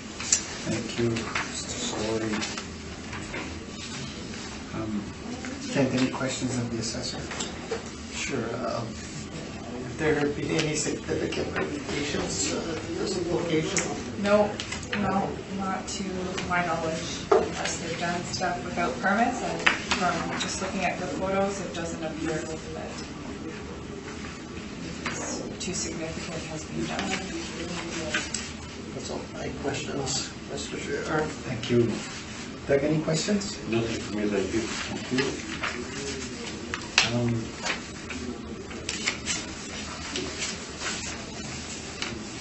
And I have no questions either. Mr. Story, when you're ready, please. Thank you very much. Okay. So we have a building here at 915 King Edward Street. We have a plan area of 24,633 square feet with a leasable area of 24,617 square feet. The site area is approximately 1.3 acres, which has up to a land to plan area of 2.29. Now, sort of we mentioned the what I'll call the functional obsolescence of this property, and that's translated into extremely high vacancy over the years. And I have included here on page, just had it, I apologize. Page 13 of my brief, I've alluded to this in my cross, but we have between 2012 and 2017, we see vacancy of 58%, 49, 83, 50, 50, and then some amelioration in 17 to 25%. But I will suggest that those are alarming statistics. When we look at the cap rates, when we look at the next prudent purchaser, I mentioned the principle of anticipation, the principle of substitution. Now, the simplest way to look at cap rate is the numerical expression of risk. And if you're looking at this property, would you have a sense of confidence, or would you have a sense of trepidation when it comes to the performance on the market? So, and that has to be captured in the cap rate. So we're suggesting a cap rate of 8.25 is reasonable, if not quite conservative, but that's what we've applied in our evaluation here. Go back to page 8. We've looked at the rents in place. The city's using a model rent of $6. We suggest that a rent of $5.50 is probably more appropriate. We do have some anomalous contract rent for K1 or KI supply. I do note in my research that they appear to be across the street at some point. I don't know I don't know what's happening there, but we've disregarded that from our studies. It does appear to be anomalous. We're not suggesting that a $2.78 rent in this property is appropriate, but we are suggesting that $5.50 is more reasonable. Okay, so with all of these factors taken into consideration, we believe that a indicated market value of $997,136, rounded of course to $997,000, is more appropriate for the subject property at the reference date, and we do respectfully submit that the board adjust that to reflect the performance of this asset. Thank you very much. Thank you. Trish, any questions? I have no questions. Thank you. Doug, any questions? Nothing for me, thank you. Ken?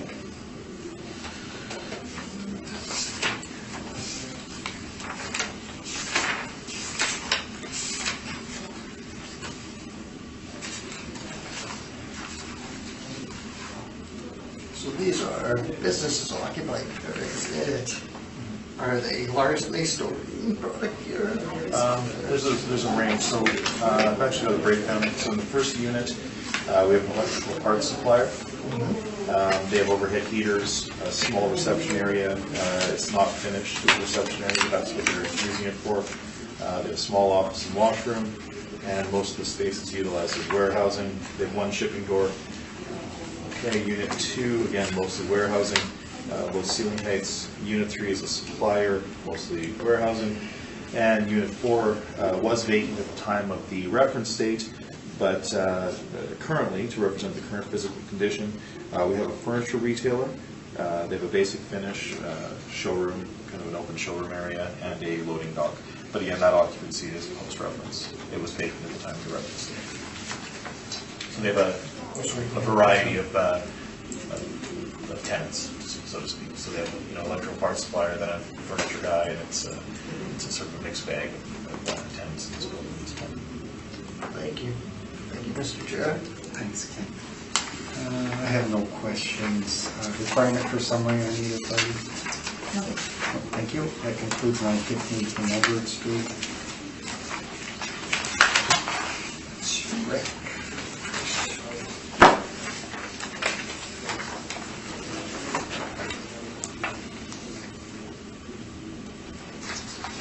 Okay. Next property is 1063 Sherwin Road. And doing the 2020 Realty Assessment Appeal only, no other issues. Ms. Caldwell, when you're ready, please. File number 19-3746, roll number 0701-0311-000. For the 2020 roll year, we have an assessed value of $1,492,000. This is a one-story building with an effective year of 1974, wall heights of 11 and 15 feet. It's zoned M2 and has a land plan area of 2.94. Page 2, it indicates no leases. There is a lease in place. They are gross. It's a gross lease. It only shows up when it's a pure net lease. So on page 3, there's some exterior photograph and overhead photo. I'll turn to page 5 for the income workup. It's broken down into 4 premises. And we have a total leasable area of 16,870 square feet with an overall rent of $6.74. We have 4% vacancy, 2% expenses, $3.75 for shortfall, 7% cap rate, bringing us to our value of $1,492,000. And I have some cap rate comparables on the following page. All comparables are in the subject neighborhood, similar age and lower wall heights, with rents between $6.25 and $8.84 per square foot to support our table rate of $6.74. And thank you very much. That's my evidence, Mr. Chair. Thank you, Ms. Caldwell. Mr. Story, any questions of the assessor? Yes, just very briefly. First page, actual year and effective year, there appears to be a 3-year variant between the original building. Can you tell me what gave rise to that? A 3-year? Yeah, Oh, it was built in 2 stages. But There's it 2 says, different buildings. right, it says actual year built is 64 to 85, right? Oh. And then it says 67 to 85. I don't think I've ever seen a 3-year variant before. Is that a typo or is that? I have no idea. Okay. I couldn't tell you. Fair enough. And this Sorry, is- I didn't even notice that. Yeah. Okay. Okay, so now in terms of zoning, this is an M2 manufacturing. Yeah. Okay, it's not being used for manufacturing, correct? I'm not sure. It'd be based on the configuration and the land plan, it'd be very difficult to run a manufacturing operation on this site. Would you agree? It depends what kind of manufacturing. Okay. I asked because if you go to page 3, spoke, just mentioned the configuration. There's one access point here. Yeah. I don't know that you can get 2 cars across through here. I Yeah. think you'd have there's certainly no turning radius, right? So you'd have a hard time getting any sort of trucks in here, I would suggest. Is that accurate? Yes. Okay. All right, so, so you said something about cap rate comparables, but you're talking about rent comparables, right? Right. Okay, fine. Now, did you look at the income and expense mailer that was submitted to the department that was included? Did not.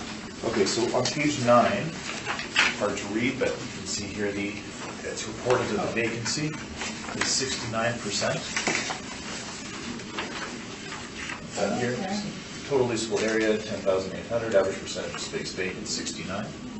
Right, there's 4 tenants, there's 4 units, I suppose, and there's only 10,000, sorry, 10,000. Yes, there's 10,880 square feet, and exchange income core is taking up 3,370. Okay, but that hasn't been captured in the model's vacancy rate, I'm guessing. We adjust a vacancy when there's chronic vacancy, so Okay. we're just using our market vacancy. And so, again, we're at that 4% vacancy, 2% expense, 7% cap. I'm going to assume that's all modeled, is that correct? Yes. Okay. All right, I suppose those are my questions. Thanks. Thank you, Mr. Story. Frank, any questions?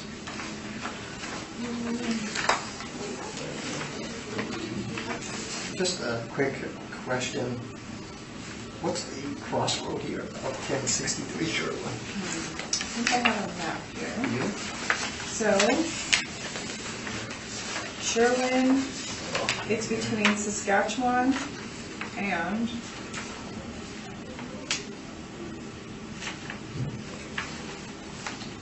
what is the street? I can't see a street name on here.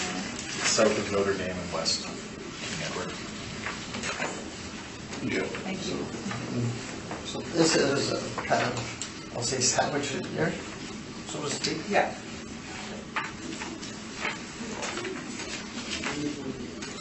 Accessibility would be a problem here, this location.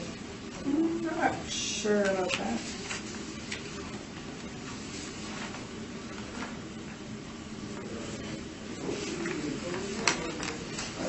I'm not sure about that. Understood. Thank you, Mr. Chair. Thank you, Ken. Doug, any questions? No, my question's been answered, thank you. Thank you. Okay, Mr. Story. Okay, 1063 Sherwin.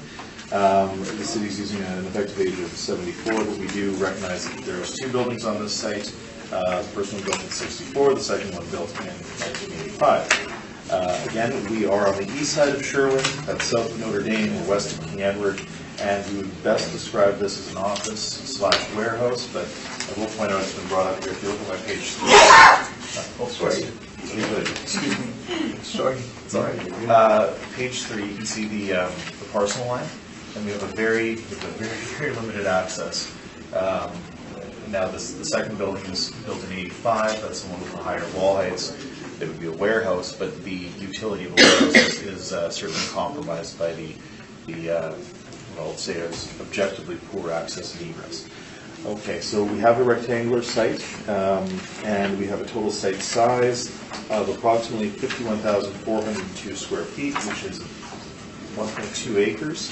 That's M2 zoning, and the land to building is just a tick shy of 3 to 1. Okay, now we have a market rent applied to the building of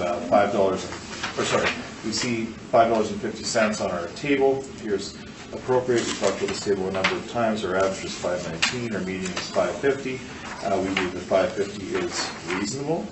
Now, we do note that the property has experienced significant vacancy in recent years, and suggested at some point the model might catch that and recognize that it is becoming a chronic issue facing this property, and I would suggest that it has something to do with the age and the utility, and that should also be captured in the cap rate, I would suggest. Okay, so the city's using a rent of $6.74. We are using $5.50 overall. That's across both buildings.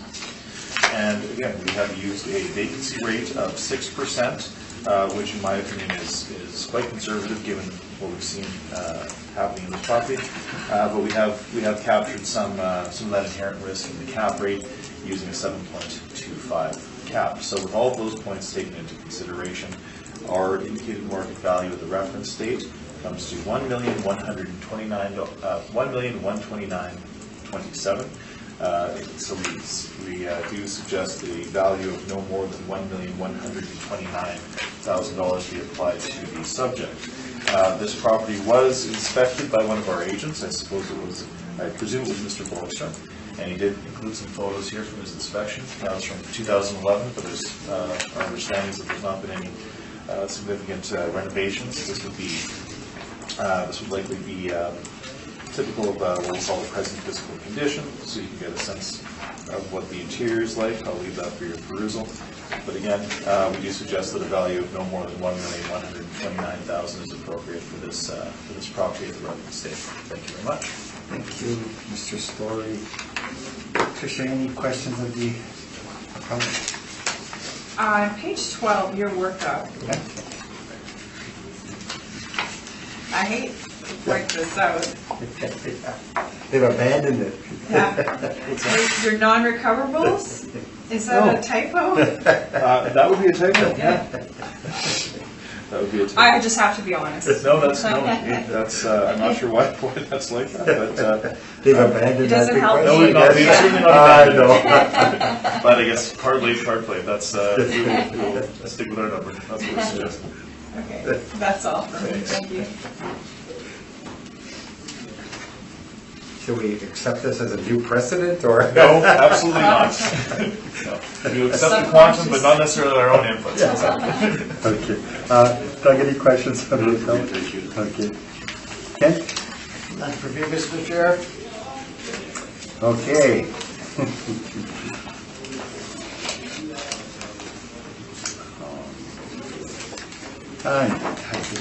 Thank you. So that concludes 1063 Sherwin Road. And my work. Scissors that. I'm waiting for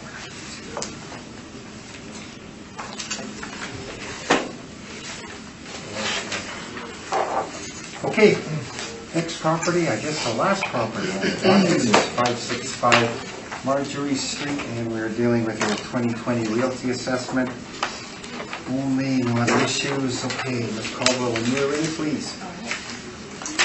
File number 19-3100, roll number 07022668000. For the 2020 roll year, we have an assessed value of $689,000. This is a storage warehouse building built between 1956 and 1964. Oh wait, okay, there's another discrepancy. I just noticed as I'm reading this. Saw that yesterday. Yeah. Actual year built and effective year built completely, yeah, I don't know what the 1985, maybe perhaps Mr. Story knows than I do, Not sure. whether or not there's a 1985 in there. Wall height's 13 to 14 feet, zoned M1, and the land to plan area is 1.41.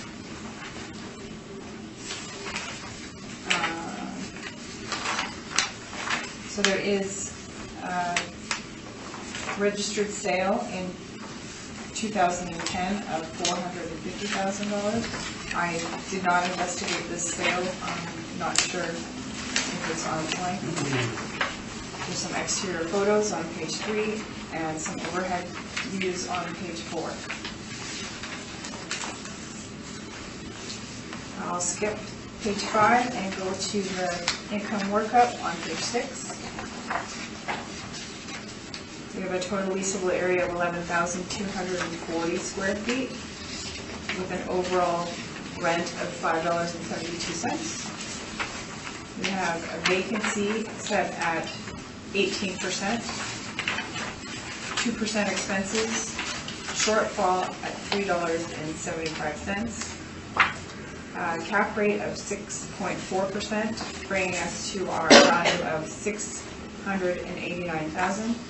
I just want to read it. There was a note by a previous assessor who looked through this building before the value came out, and the note said 75% of the building was vacant for several years, and that's why they adjusted the vacancy upward to 18%.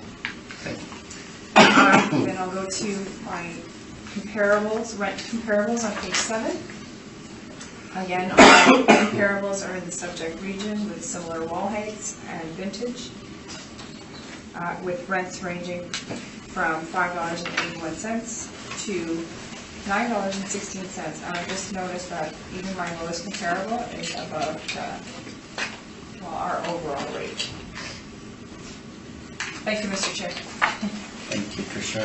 Mr. Story, any questions? Yeah, it's just to clarify, the original building is this section. That was Okay. built in the early 1960s, and then the front area was built in the 1980s. And yes, and this warehouse area is largely vacant. Okay. There's a fellow who's making candles, from what I understand. Which is good because there's hardly any windows, so you have to. Okay, so again, so now there's some discrepancy here between the actual year build. I'll assume that that's probably, it should be 56 and 85. It's stick frame construction, is that correct? I believe so, yes. Yeah. Okay, that's fine. Now you mentioned that there's been a history of vacancy, Yes. and we have, I believe this is the lowest land to plan we've seen all day at 1.4 to 1. Yes. Okay, so that's not typical of industrial warehouses by any stretch of the imagination, correct? Correct. Okay. Now, here's where I'm a little confused. The vacancy is at 18% to capture the fact that there has been a history of vacancies, so the city has adjusted the model to capture that, correct? Yes. But this is the lowest cap rate we've seen all day, at 6.4%. So do you not think that if the vacancy is a risk in this asset, that the cap rate ought to be adjusted higher than what we've generally seen? It seems odd that these are not speaking to each other in conjunction. Well, typically, for one issue, we would adjust one or the other. I mean, Right. we could half the vacancy and then adjust the cap rate. Okay, so now we're trying to come to a market value. So do you think that the next prudent purchaser might see that high vacancy rate, the history of vacancy, and adjust their cap rate to recognize that there's substantial risk to the potential income stream? Perhaps, yes. Yeah. Okay. And those are my questions. Thank you. Thank you. Any questions? Can you just repeat that vacancy history issue? Oh, I'm just going to quote Yeah, that's from fair. the notes. 75% of building has been vacant for several years. That's all. Any questions? Thank you, Ken. Doug? Nothing for me, thank you. Okay. Tricia, what is the effective age? That's a good question. Oh, I'm okay. not positive. Like Um, 1970s or something? Well, That'd be fair. Little, Late 50s. I, The yeah. vast majority of the building, there's what, 8,000 square feet of that long, narrow Oh, warehouse okay. space. And That's that was- 56, and then that addition on the front. so 20% is new and 80% is old. About, Yeah. Okay, all right. Yeah. Okay, that's my only question. Mr. Story, when you're ready, please. Thank you very much. Okay, 565 Marjorie Street. Now we've sort of blended the age here, and we said 1968 is a reasonable vintage, and we take all factors into consideration. But we do recognize that there's a building built in the mid-1980s, sort of joined with the building built in the 1950s. The site area is 15,955 square feet. And the leasable area is 11,240 square feet. So again, we have an objectively poor land to building ratio, which is 1.4 to 1. Now, we are on the east side of Marjorie, and this is between St. Matthews to the south and Ellis to the north. And again, the structure was built in two sections, the first being a wood frame construction structure built in 56 with a total plan area of 8,000 square feet and a small basement area of 1,600 square feet. The reported wall height for that for the initial build was 13 feet. And the second structure is masonry wall construction. That's built in 1985. That's the smaller building that faces Marjorie. And it has a plan and gross floor area of 3,280 square feet, reported wall height of 14 feet. Total plan area there is approximately 11,280 square feet. Okay. The office space appears to be approximately 14% of the leasable area, and the overall effective age applied by the city in the past, I guess, is 1961. That's by our records. The site is rectangular in shape, and the City of Winnipeg Property Taxation Department records report 15,955 square feet. We have a mixed zoning here with a combination of M1 in addition to a PDO airport vicinity. So that's applied to this building. If you look on page 4, you get a better sense of the building that we're talking about. You can distinctly see the two parts. And we do note that there has been a history of vacancy in this building. And it is sort of it's a bit of an odd building to be serving in. And there's some limited utility, I would suggest, in terms of its function as an industrial property.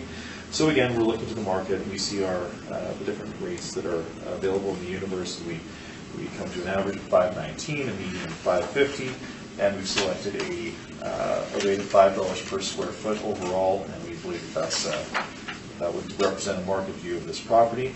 We do apply a vacancy allowance of 18%, which I don't believe is disputed here. Shortfall is $3.75. We do continue to apply our 7% erosion to the income Is stream. that an error in this report or in this one? No, I'm kidding.